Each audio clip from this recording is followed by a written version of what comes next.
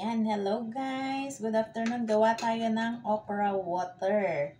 Kasi ang okra ay maraming benefits sa ating katawan. So, gagawa tayo ng okra water. Ayan.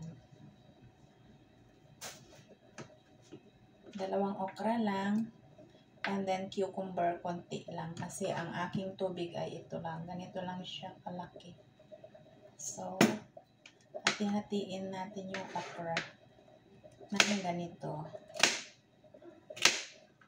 4 lang na hati. And then, ilagay natin sa tubig. Ito yung aking tubig. Ilagay na natin. Oopsie! Yan. Ito siya. And then, slice ko yung cucumber.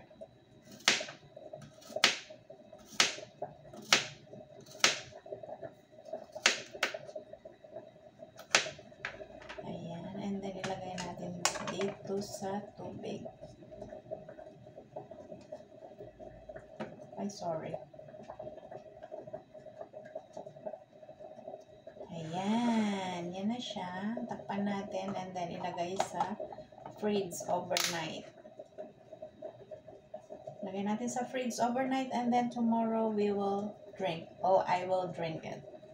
Thanks. Bye.